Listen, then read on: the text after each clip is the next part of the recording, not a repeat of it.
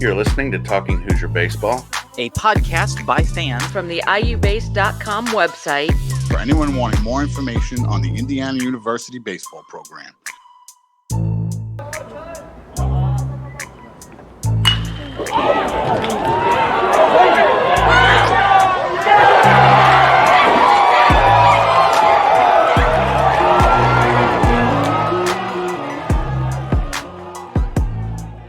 Welcome. We're recording this on Wednesday, April 21st, 2021. I'm Casty Palmer, joined by the master of the RPI, Carl James, and the man who still talks about the Lazy Mary game 3 years later, Chris Feeney. Josh Bennett has the night off. Well, it was a bit of an up and down weekend for IU. The Hoosiers seemed to be on cruise control to start the weekend as they jumped out to a 5-0 lead at the stretch of game one, with 2 runs in the third and 3 runs in the seventh. Northwestern, however, had other things in mind, scoring 4 runs in the bottom of the seventh.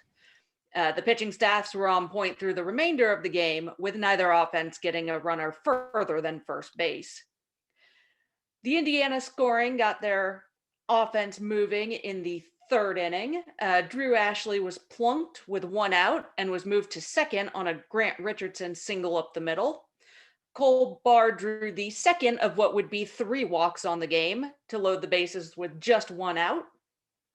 After a strikeout by Paul Tates, Kip Fugers drove in both Ashley and Richardson with a 2-out, 2-strike single to right. Indiana scattered a few more runners over the middle innings, but couldn't bring them home. The Hoosiers then apparently broke the game open in the 7th inning, scoring 3.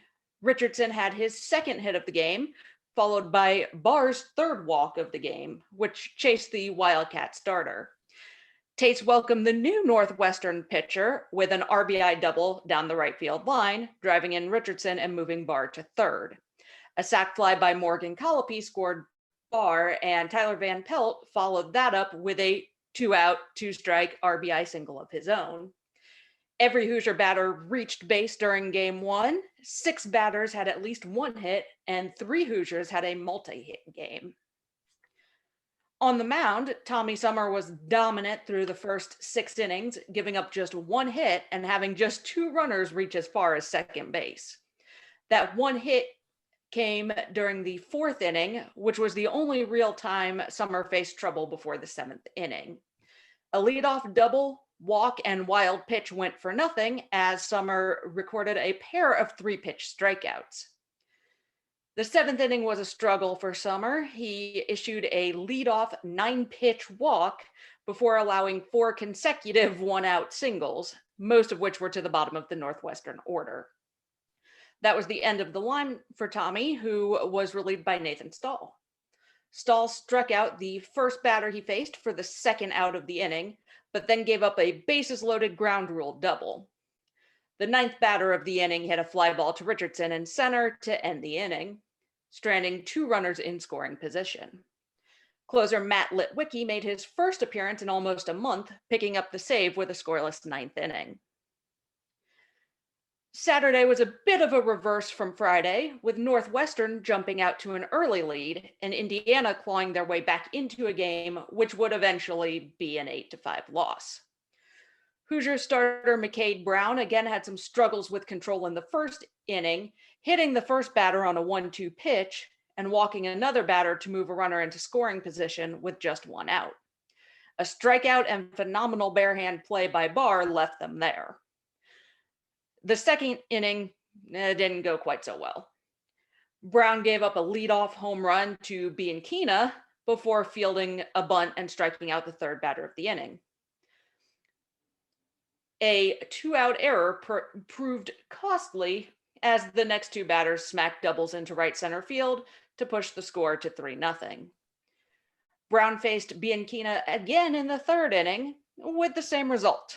This time a 2-out homer to nearly the same spot as the 2nd inning. After a smooth 4th inning, Brown's control issues reemerged as he hit and walked consecutive batters with 1 out. Braden Tucker came in and induced the 4-6-3 double play to end the inning. After a pair of uneventful innings, Tucker ran into trouble of his own just after the Hoosiers had taken the lead in the 8th. Tucker allowed 4 singles and 2 runs in 5 batters, with a sac bunt sandwiched in the middle. John Meduno allowed 1 more hit and run before striking out the final 2 batters he faced. After trailing 4-0 through 3 innings, the Hoosier bats clawed their way back with a pair of runs in each of the 4th and 5th innings. Van Pelt got the scoring started with a first pitch 2-run home run. We had gone into the weekend with Van Pelt. I thought he had a good couple of weeks, and we had kind of gone through you kind of go through the guys, and you circle back around, and we liked Tyler in the matchup. And we had thought about doing some different things against the lefty going into the weekend, but Tyler had played so well, especially on Saturday. He had just played so well that it's hard to take a guy out of the lineup that had been so productive. It's something. Barr matched him the next inning with a 2-run bomb of his own. Indiana took the lead in the 8th when Van Pelt hit a leadoff double. Colin Hopkins moved him to third with a sac bunt, and Ashley brought him home with a single. 5 Hoosiers recorded at least 1 hit, and Ashley and Van Pelt had multi-hit games. And after a pair of tense games, Indiana avoided all drama in Sunday's rubber match, beating the Wildcats 4-0 in Northwestern's first shutout of the season. Gabe Bierman was phenomenal on the mound, working 7 2/3 innings of 2-hit baseball. He didn't even face a runner in scoring position until the 6th inning after a leadoff single followed by a pair of groundouts. Bierman went 3 up, 3 down in 5 different innings and averaged just 11 pitches per inning through the 7th. The 8th inning was the first time he allowed more than 1 runner on the base paths at a time, walking the leadoff batter and giving up a 2-out single to move the runner to third. Ty Bothwell came in and struck out the only batter he faced, stranding the 2 runners. Litwicki closed out this one as well, going 1-2-3 with a pair of strikeouts. Throughout the game, the IU pitching staff kept the most home run happy Big Ten team to the infield, allowing just 2 infield singles on the day. The Hoosier offense spread its scoring throughout the game, scoring 1 run in the 2nd, 2 runs in the 4th, and 1 run in the 8th. Van Pelt again got the scoring started with an RBI fielder's choice after a pair of singles from Barr and Fugers. The 4th inning featured some power as Richardson hit a leadoff double down the right field line, and Colopy smashed a 2-out, 2-strike, 2-run home run. That's sounding a little familiar there. After a trio of quiet innings featuring just an infield single from Richardson, the Hoosiers had some small ball fun in the 8th, scoring their final run of the game without a hit in the inning. Tanka Spalin drew a leadoff walk, and Ashley bunted him into scoring position. Tates was plunked a few pitches later, and an error by the Wildcat first baseman loaded the bases with just 1 out. A sac fly by Barr scored the last run of the game. The Hoosiers made the most of their hits in this one, scoring 4 runs on 5 hits and stranding just 4 runners, 2 of them in that 8th inning. Well, there was quite a bit of good over the weekend, and so Hoosier highlight. There were a lot of Hoosier highlights to choose from, but I'm going to take advantage of naming my Hoosier highlight first, and I'm going with Gabe Bierman's pitching in Game 3 because that was absolutely phenomenal, and it was absolutely what Indiana needed. After having some reliable guys who looked great at times and then looked not so great in others, it was very, very helpful to have a guy just keep cruising. He never even really faced trouble until that 8th inning. So I'm gonna go with Gabe on this one. Carl, how about you? What's your Hoosier highlight? Well, Cass, you went with outs 1 through 23. I'm going to choose out 24. Ty Bothwell comes in to pitch to 1 batter, Calarco at the top of the order, the only real threat, runners on first and third. It's just one of those things. It's a 2-out situation. 2-out hitting was the critical thing to the whole weekend. And Ty Bothwell, he got behind. It was a 3-1 count. He got behind, but you know what? He trusted his stuff. And not only did you strike him out, he froze him up and struck him out looking. It was the only appearance Ty had was that one at bat, but it was critical. Chris, how about you? Thanks, Carl. Like we usually do, I'm going to have some stuff from the pros into the high school ranks. But without Josh here this week, I really might as well throw him a 2 cents for some Hoosier highlights that went on through the series. Ty was a huge one. I really like how you pointed that one out. To think he only faced the one batter, but it was such a big moment was definitely key for me. I thought another big Hoosier highlight was the bounce back, right? The end of that game Saturday, left a real sour taste in their mouth. And for the guys to come out Sunday and really, it wasn't much of a game at all. And I got to say, when it started, I was a little worried because this is not a series we could have lost. Okay. They were calling it a business trip on Twitter. They all knew they had to take care of the business on this one. And was it going to be easy? No, we didn't think so. With a lot of big bats in the lineup and all that. But really the Sunday attitude, the way it was a big highlight for me. I really liked how there was no doubt, right? We got up, we kept going. We got up, stepped on it, done, over, next.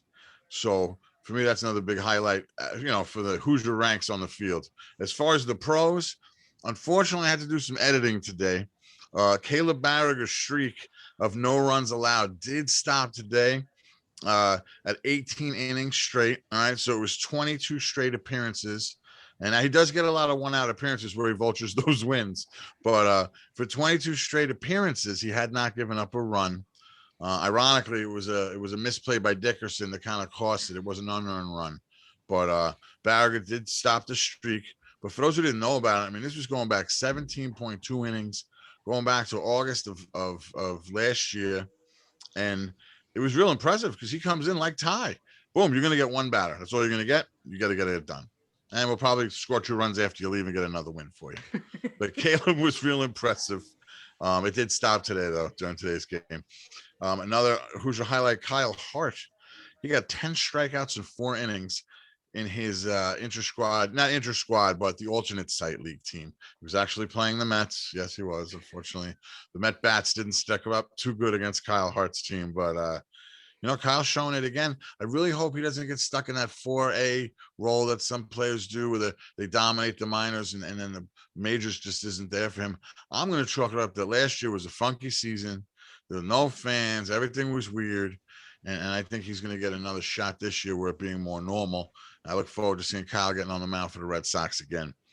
I feel like 2 weeks ago, but this was since the last episode that Kyle Schwarber hit that walk-off home run. His first home run as a national. So I definitely want to get that one in there. And as we're talking about big bats, there is a high school bat right now that we have recruited, and he's part of the 2021 class, the vaunted class, the one that's coming. And I want to get the stats exactly right here, so I'm going to pull him up. He is wowing the Indiana high school circuit right now. And I know he was a big recruit, and we were looking forward to having him. I don't think we thought he was going to be doing what he's doing. Let me just pull it up. I want to, you can't short somebody a stat, especially in high school. They don't get that many at-bats, right? All right, where is he? Carter Matheson, currently, all right, in the Indiana high school ranks. He leads the state with 9 bombs. He's 3rd in RBIs with 23, and he's 4th in slugging, and he's slugging 1.328. So Carter Matheson is a future Hoosier that I think, again, he wasn't even like the star of this 2021 class. He wasn't. But what he's doing right now is real special. And I think that's something to keep an eye on as the high school games can move on.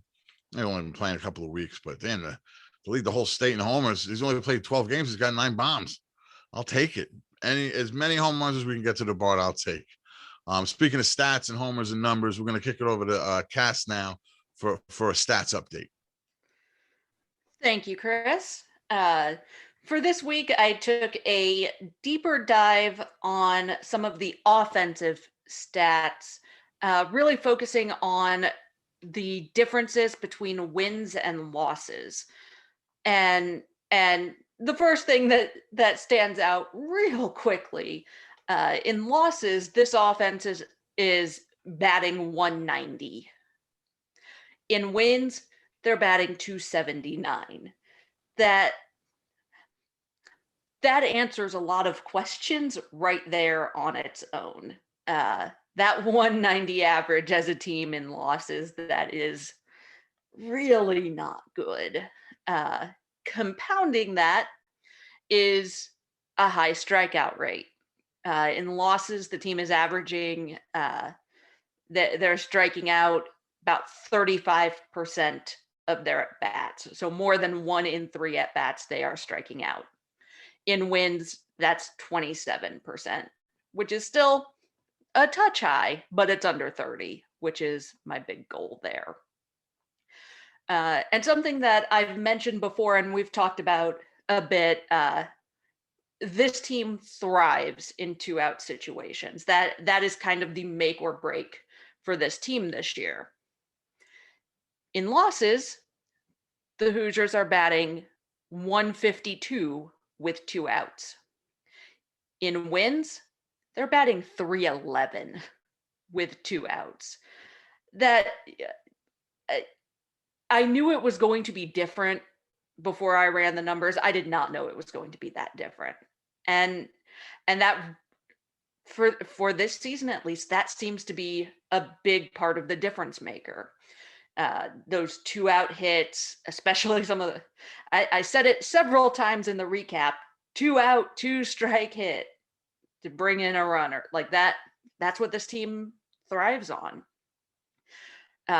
Following up with that, the 2-out RBI.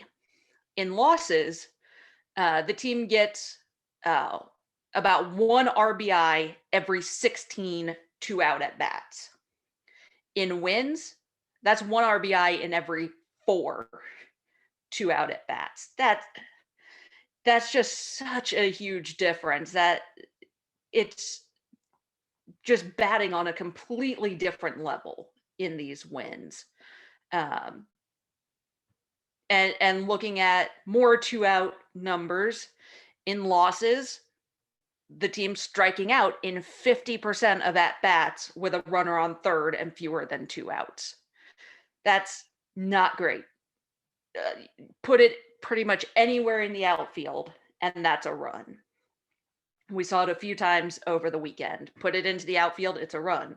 Sometimes even a ground ball can score. We've had some fielder's choice RBIs. We've had some of that. In wins, that strikeout rate with a runner at third and fewer than 2 outs is 21. It's less than half of the rate in the losses. And so some of those situational numbers really do make a big difference in these wins versus losses. But that, to me, the thing that stands out the most is that 2-out batting average between the two. That is a huge difference, and again, really what seems to be driving this team. So that's what I've got for stats this week. Now Carl has some predictions to make that we hope he is completely wrong about. Thank you, Cass. Yeah. I've been running these power ranks for a few weeks now. And when as far as power ranking the Big Ten, I'm trying to come up with a way to do it that in my opinion, takes multiple factors into account, is numerical, but still has a little bit of some sort of judgment quality to it that isn't my judgment. I'm trying to combine a lot of other different folks' ideas to come up with a result.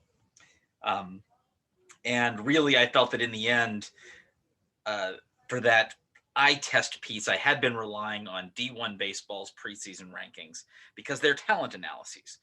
But really in the Big Ten, you got Nebraska at 8 when they're leading the Big Ten, and you've got Minnesota being considered a regularly decent team, when they have now managed to crack some really bad rankings. So with that, I had to chuck that. So I had to chuck that, and I wanted to replace it with something. I chose Warren Nolan's ELO. despite the fact that I really have no clue how he calculates it. It's just that you look at the rankings and they tend to make sense from a national perspective. And I know they've got a numerical factor to them. I think they deal a lot with scoring margin, that kind of thing. So I included those, and I made it an even split between ELO, the actual Big Ten standing rankings, and RPI. And I will say again that yes, I like RPI within the conference. The national numbers mean nothing. But as far as the teams rank within the conference, I think it still has some weight to it. Now, those three metrics have a different number one team, all of them. Michigan's top in ELO, Nebraska's top in the standards, Iowa is on top in the RPI. Now, RPI and Big Ten standings should be nearly identical once we get to the end of May, because the schedule will be balanced enough that while there might be some slight numerical differences, it's going to be really surprising if even one order is different between those two once we get to the end of May. It's just that most of the top teams are all going to play each other in May. Same thing with all the bottom teams are going to play each other in May. So that's going to take care of all of that eventually. So I did that ranking, and my thought was that I want to know, who are the best teams, and that comes out in order: Nebraska, Michigan, Iowa, Indiana, Ohio State, Maryland, Rutgers, Illinois, Northwestern, Purdue, Michigan State, Penn State, and Minnesota. And the only thing across the board that's really definitive here is that Minnesota is at the bottom. And I would say that. I would say overall there are 12 competitive teams in the league plus Minnesota. Yeah, this is a theme you're going to hear from me a couple times throughout this thing. So what I wanted to do there is I kind of wanted to get an idea, what does this, if this is a pattern, if I'm trying to match a pattern, how is this going to appear at the end of the season? So I did that, and I tried to figure out, based on the way series tend to go and how different they are in their comparative scores, according to my thing. And I basically found patterns that, hey, when a team that is this far apart on the rankings, when they play each other, they tend to get sweeps. This team tends to get splits. This team tends to get 2-1 series wins. So as it came out, I have the final standings being Nebraska at number 1 at 33-11, followed by Michigan at 30-14, Iowa at 28-16, Ohio State 27-17, Indiana in 5th, and this is where you guys aren't going to like what I have to say, at 26-17, and followed closely by Maryland at 25-19. Again, I'm just kind of trying to make up a model to try to make this work based on patterns, and really there isn't a lot of data to generate those patterns. So even I'm not horribly convinced of this.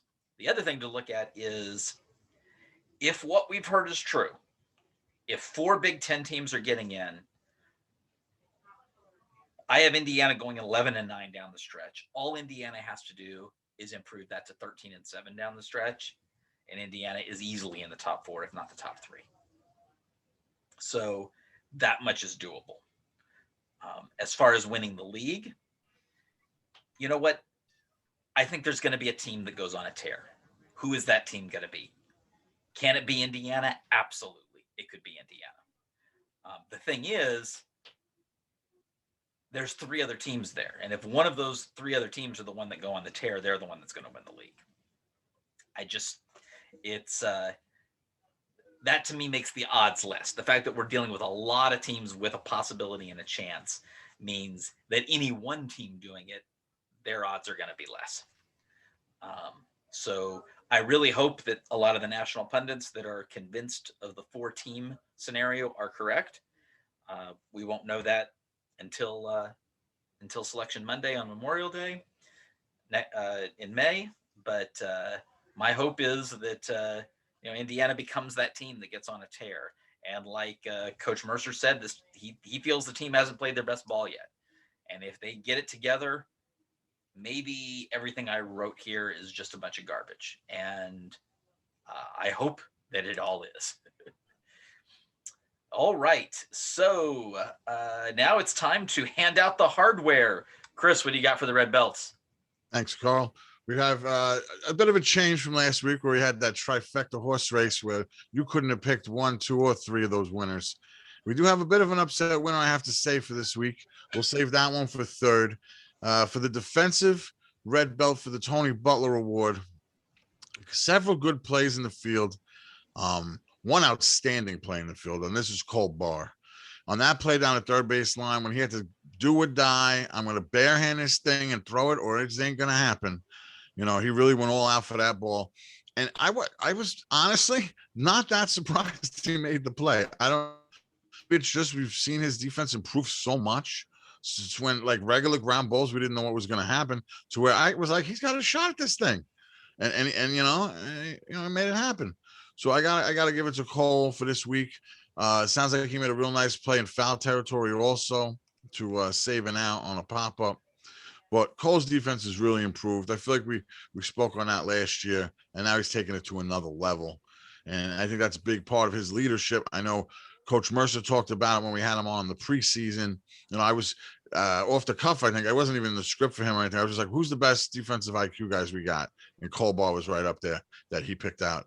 And that's part of his leadership. I really think it is. And it can show some of these young kids, like, I didn't come here this big time defensive third baseman. No, I didn't, and he improved and he worked hard and whatever he had to do.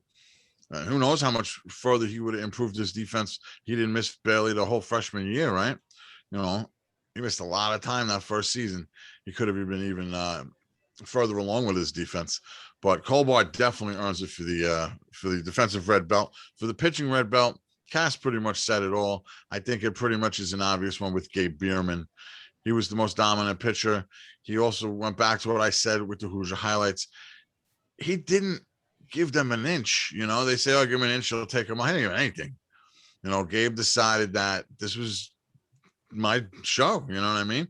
Just like he did when we were losing, 4 in a row at that point on that Sunday against Ohio State. Now, I know it didn't work out that day, but it wasn't because of what Gabe did. I really like the Sunday roll for Bierman. I think it puts him up in certain spots, or he can go for the sweep. He can stop the trouble, or in this one, it's the rubber game. I took a look at. I feel like Cass. I took a look at some of his past statistics because I was like, the last game he didn't give up any runs, and obviously this one he hadn't. And I wanted to look back into that last start that he had, but it turns out it's 16 innings, just 6 hits, 12 Ks, no earned runs. There was 1 earned run somewhere in there, but Gabe's really locked in. I was listening to some of what Mercer said today on the Zoom, and he mentioned that Gabe had some injuries in the fall. I think he was tendonitis, or coach spoke about it, and he was saying how most people use the fall to work the kinks out, but Gabe didn't get to do that. Gabe was like coaching those teams when they're having the Hoosier versus Hoosier stuff. He just wasn't pitching. So, look out if Gabe could fire it up even more as we go through this part of the season that Carl's talking about, where it's going to get much harder. I think we're going to need a Bierman that we know and that we expected. I don't care what day of the week he's pitching, we know who he is. You know what I mean? For the offensive, here was my upset. I definitely wouldn't have seen this one coming if you had asked me before the series. And I like it, man. I like that Mercer gave him a shot. He's been on his team for several years. Tyler Van Pelt gets the offensive red belt, the Alex Dickerson Award. All right. We've seen Tyler, be a big hustle guy on the team. Word is always that he's this huge weight room guy, that he's a leader in the clubhouse, that he's effort, that he's hustle. And you know what? Now he was results too. And it was great. The home run for guy. Like, I root for these guys. It was Chris Lowe years ago, or, whoever it is. The team loves these guys. They're the glue. They're the leadership of this team. And when they can actually produce on the field, it really is impressive. He had, 3 hits in one game. He had the bomb. I believe he scored a run in each game. The Tyler Van Pelt, we didn't get to hear the Metallica. I really do like when he uses that as his walk up at the Bart. I hope. I don't know, what his plans are, Coach. It sounded like he might be running it back from, what he was talking about. We might be seeing him right back there to the same 9 with the same DH and everybody the same. I would like that. but we'll get to hear Metallica 3 times a night. It's great.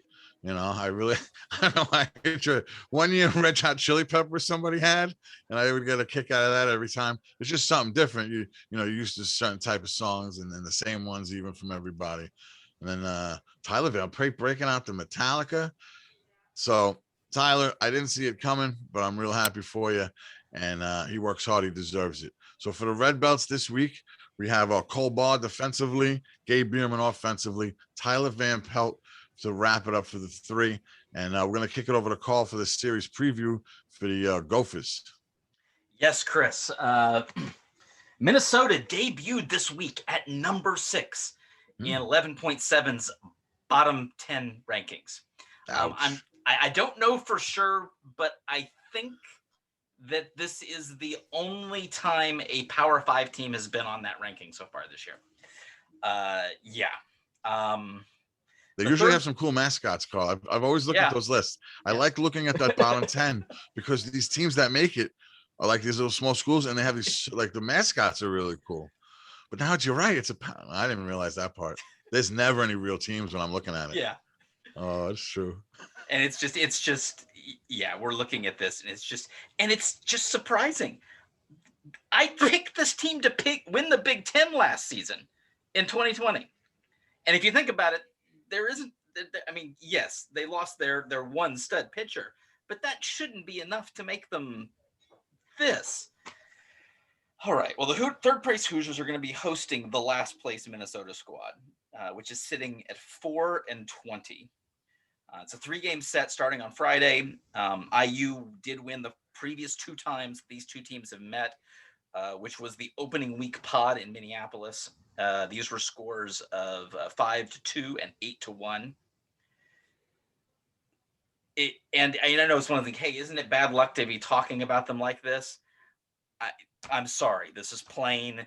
This is a series that IU has to win. And let's be honest, if IU wants to make a run, they need to sweep this series. Time is ticking.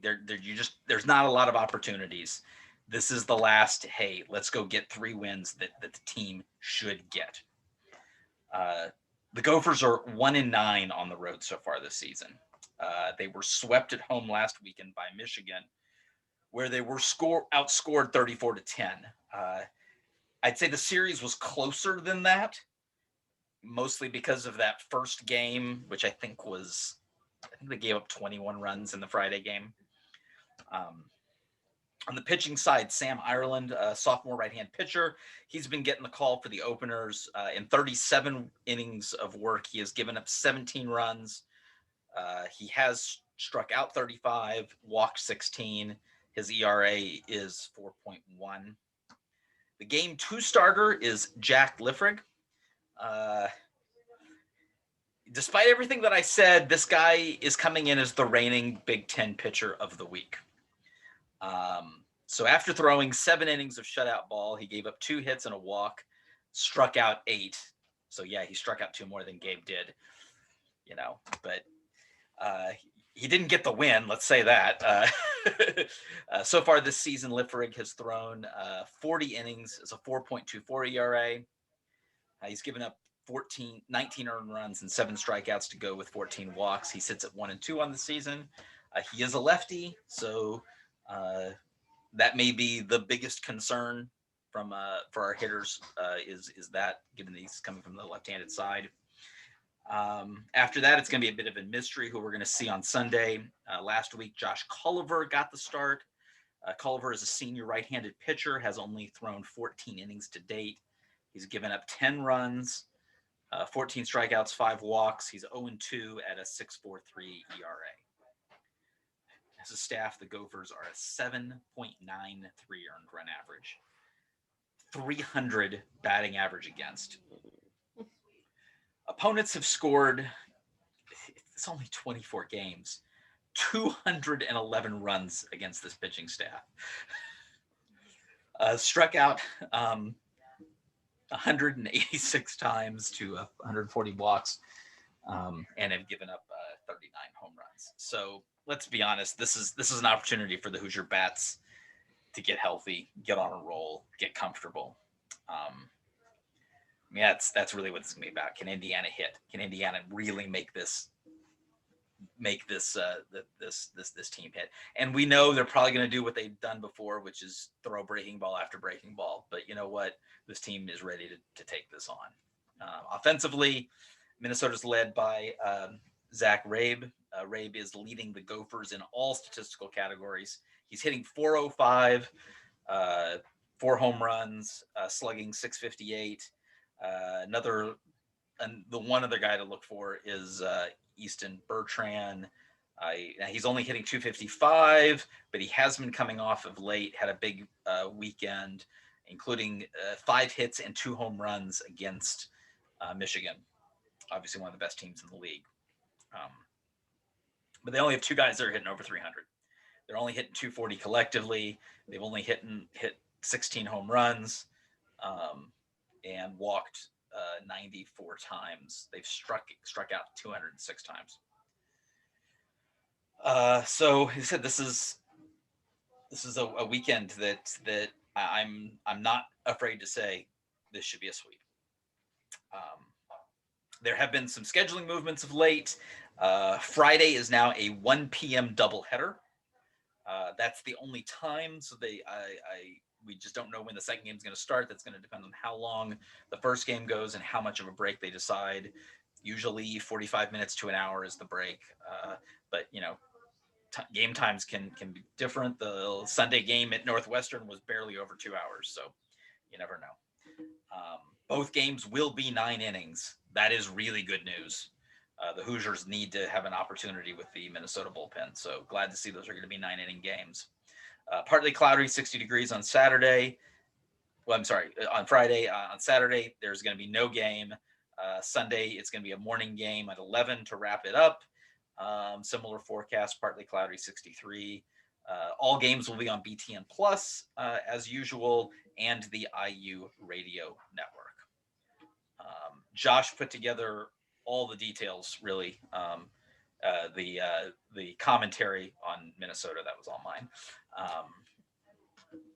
So now it is roundtable time. And we kind of just came up with this last night. There was a topic that we had some heated debate on in our private chat. So we thought, hey, why don't we bring this out in the open? So to set the stage, I asked Coach Mercer a follow-up question in today's presser. You've been utilizing your middle bullpen typically in multiple innings, as opposed to like using all of them for an inning. Is that something you project? Is that just kind of the normal plan and project going forward with kind of these matchups that you've been talking about?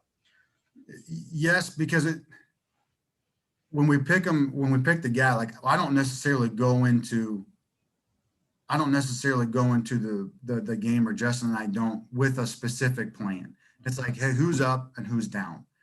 That's about it. Okay. And then reading swings and feeling the moment, it probably feels a little bit hectic for the players at times. I know for me, it can feel a little bit hectic and I don't like it, but it's proven to be the most effective because we do have a variety of options where going into the weekend, I would not have guessed that the sinker ballers would be that much more effective than the other guys. Nate Stahl was the first guy out of the pen. And so you thinking about that was, if I could go back and do it again, Nate's not as good of a matchup as some of the other guys were. So the reason that those guys go in more in length is because I'll always look at Justin, look at me and be like, is there someone better than this guy in this moment? And it's like, well, if this guy is the right guy for this team, then he needs to throw until he is no longer effective. And it's not just necessarily the matchup, the lefty or the righty. Ty Bothwell can pitch to both guys. Either the fastball plays up, the breaking ball is good enough. He can get in, he can get up, all those kind of things. Braden Scott can pitch to both righties and lefties. And so for us, until they begin to lose their stuff, we want to stay with them because we've decided that's the best matchup. Now, we may have been an inning late on Saturday. We may have been a batter late on Saturday, or maybe it wasn't. Maybe that was the best matchup, and they were just destined to eventually hit because good hitters eventually hit. Chris, what are your thoughts on bullpen usage, especially the extending of middle relievers like they did with Tucker on Saturday? I mean, listen, I understand where he's coming from, and I was really checking Twitter, not Twitter, but the YouTube feed a couple times today to see what he was going to say, because I get it. All right, he's trying guys out, he's extending them. He wants to find the right pick, the right choice, the right matchup to replace the guy who was just pitching. But you put Tucker in, and we weren't winning. You got 2 innings out of him. I wanted Litwicky for more time. I wanted a back end guy. We heard via Instagram, Manis is out hurt. All right, so now he's not an option. But I don't know. It bothers me. At least, listen, everybody has a different philosophy on it. But I'd like a set 7th, 8th, 9th inning game. You know what I'm saying? Or if you want to go with a bridge guy and then hit Litwicky twice for 2 innings in a big game if you can. It's not like he's pitched a lot, and there's no midweeks. And I feel like we don't play in all these close games where we got to save him because he's going to pitch 2 more times this weekend. Okay, maybe, but odds are that's not going to happen. And it just, the way I like to see it, and I know that's not perfect. We can even go back into texting last night. Obviously, it's not always going to work, but I would prefer to have, let's say a stall in the 7th. I know Manis is out now. However you want to play this out. And I don't even care who it is. Who is our best late inning guys? Give them a role. I think that's what I'm saying. That I think the kids would appreciate it. It's done in majors. It's done everywhere. Who are my role guys? Who are my back end guys? Here it's like I feel like we're just like rolling dice to see what works. Obviously, that's not what he's doing, but sometimes it feels that way. Well, that it's predetermined. I liked how you asked him that in the presser. Like, no, it's not so predetermined. Like, it does tend a little bit of what's going on in the game, or how the Hatters are going against separate pitches, right? They're not hitting the sinker, they're not hitting the slider, they're not hitting the pitch with a lot of depth. And I know Parker and Mercer are real good at picking up on what hitters can't hit, and they really have an eye for it. So I get that. But I just feel like I want to roll. I want the 7th, 8th, 9th, set it up simple for me. I'm not that complicated. Cass, what do you think? I'm kind of on the fence on this. I think to some extent, I think it's a little different depending on the day. You're not going to have Litwicky close out all 3 games. Why can't you? If it's 1 inning. If it's 1 inning, maybe. You should close it. Well, close them. I will say this: the one time I would agree with you was the last game at Ohio State, because that was the last game of the weekend. He hadn't been used all weekend. Yes, that one, bro. I know that was the Easter Sunday game. We weren't really paying. We weren't all plugged in. We had other, stuff we were doing. But all right, that I wanted 6 outs. But honestly, the man should be able to. The closers in this college baseball close every single Friday, Saturday, Sunday. Yeah. Yeah. What I'm saying is 2 innings. I was with you there on 2 innings in that particular case, because he hadn't been used, and because he wasn't going to be needed again until the next weekend. But why can't the guy close? You said Cash just said I don't think he. Why not? Give me an inning Friday, an inning Saturday, an inning Sunday. Why can't that happen? I think maybe later in the, from this point on in the season, early on, I don't want to overthrow a guy. Just because we've seen that happen time and again, where down the stretch they're just not as sharp anymore because they've thrown relievers though. Relievers, seen this. We've seen the starters do it, but I feel like the relievers are the guys who we can count on. Well, you have had some guys that were in fact in a situation where they really were just 1 inning guys. Yes, that's fine. For example, I would think Grant Sloan, who was phenomenal in this first inning, and they tried to extend him to 2 inning outings, and it never worked. No. So I wonder, maybe Matt Litwicky's one of those guys. Now the question you're asking is, can he be used three games in a series? Yeah. Well, no. I'd Listen, say if they're going to do that, if they're going to use them all 3, you can't go 2 innings. I was just about to say that either you get something like even 3 games in a series, or you get multi innings. But guess what? We're getting neither. That is true. I definitely agree on that. I mentioned in the recap, it had been almost a month that since he had pitched, and Yeah. barring injury, that should not happen for a pitcher of Litwicky's Yeah, caliber. but you're saying you don't think he could close all 3 games. I don't understand why. I think he could. I think it's very situational. If he has the quick 1, 2, 3 inning like he did in game 3, just no stress, easy pitches, great. But if one of those first 2 is a bit more labor, gets into some trouble, has more pitches, I'd be a little more hesitant to pull him out for the third game. All right, but by then we've won the series, so then I'd be okay with it. Yeah. Well, here's an alternative, though, an alternative possibility, which is, and I know it's kind of hard because, and this actually even more goes against what you're saying, Chris. Though it would go to using Litwicky more would be, let's say we get into one of those situations where McCade Brown has loaded up the bases in like the 5th inning with 1 out, and we need strikeouts. Yeah. I would be open to having Litwicky be thrown into that situation. But then to stop the thrown, but that's just throwing out your whole thing. You're not going to do that. That's the Efros role. That's the Wheeler role. What was not Wheeler? Well, I just need to get out of that inning, and then he's done. But you got to think about that ahead of time. Mm-hmm. Yeah. Who was the guy on the Tigers they were bringing in all the time? I can't think of his name. He was pitching 3 innings. Andrew Wheeler, was it? You got to have a guy like that. You say, this is what he's going to do. He's going to throw. He might throw the 6th to the 8th. He might throw. Yeah. I don't know.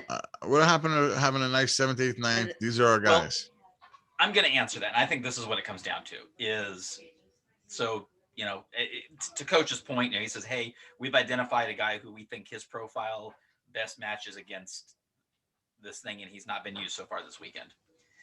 And if it's working, the thought is, so let's say, back this up, let's say starter goes 5. And then there's a 6th, 7th, 8th, and 9th that need to be covered. And obviously Litwicky's got the 9th, but you're going to take, I don't know, Stahl, Tucker, Madunio, Platt. Unless he's hurt. He might be hurt. I don't know. We haven't seen him though. You mix up these guys. The point is you could easily get to 4 guys who could each cover an inning. Of course. So there's 2 schools of thought here. One school of thought is what you're thinking of is, hey, 1 inning each, they go through, they tear through it. But the other thought is that's 4 guys. One of them might not have their stuff, and they're the one that's going to give up the big inning and cost the team the game. Right. If the guy in the 6th is rolling, why not let him pitch the 7th and 8th and continue to roll, and then hand it over to Litwicky to close the door in the 9th? For the same reasons Grant Sloan gives up the greedy 2nd inning. For the same reason Tucker gets hit around in the 8th. I mean, I know there's 6 in one hand and half a dozen in the other. My point with last night is just, okay, you want to have your guy that's filling those innings after the starters. And I'm pro that this year, big time. We leaned a little too heavy on the starters last year, and we paid for it in Louisville Regional and the Big Ten. We did. It was just so good. You probably didn't want to take them out. Those guys were killing it. But I think you got to look down the line more. But maybe I'm just greedy, man. I didn't like blowing a game in the 8th inning. I didn't like blowing that game on Easter Sunday. I don't like worrying about these close games against Purdue and the Penn State when we had to pull out of our pocket. And he broke down. I think he said it's like a 1.8 ERA. That's what he said in the presser. I'm sure it's right. Segerman's not going to give him bad information, but I was shocked that number was where it was. Maybe it's just because I'm looking at more late in the game when obviously any reliever counts, right? 6, 7, 8, 9, they all count.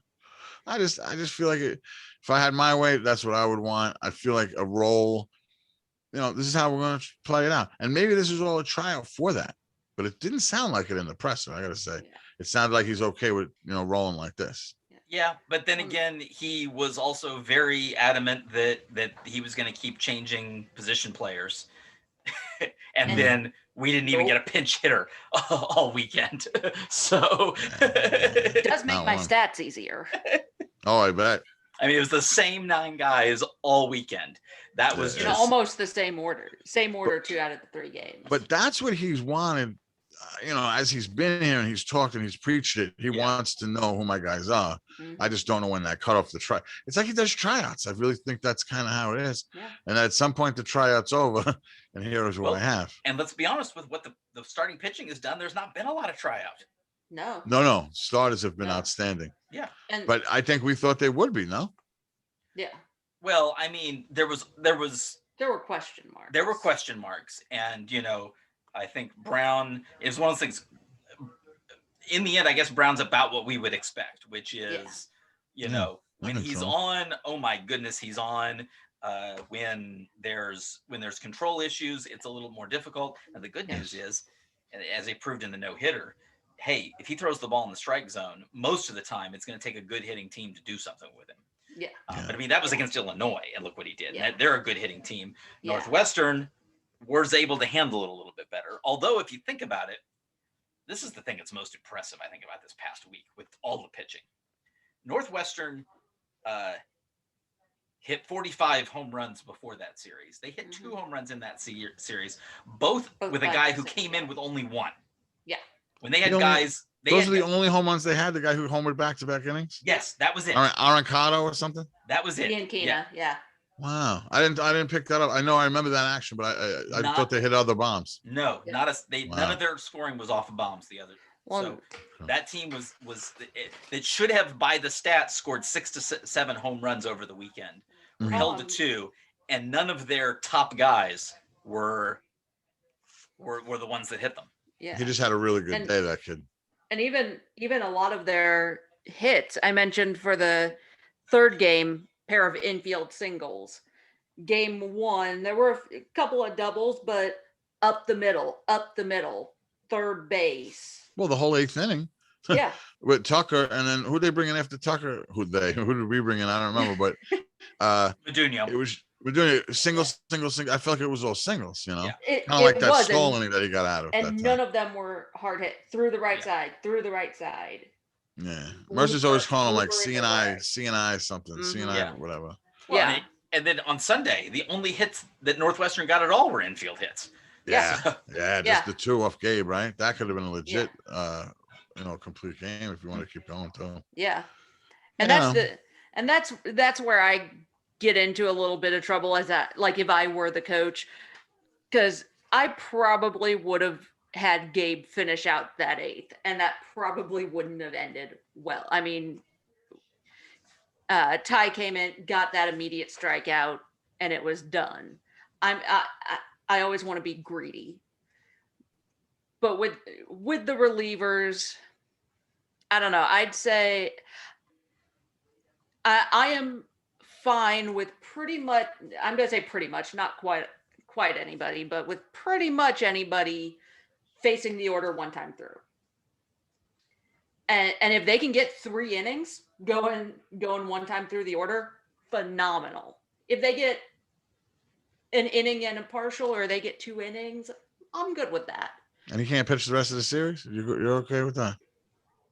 I don't know. I don't know if it's worth it, but I think it depends on the series. I mean, if it's Tucker after McCade, I'm no, that I'm not worried. We were losing anyway. That it's more right, like, but I mean, that's been a bit of a trend. Tucker following McCade, right? But Stoll following Summer has been also right. I don't know if I love that one either. Maybe Stoll could be more of a back end guy. Yeah, Stoll's numbers is no joke.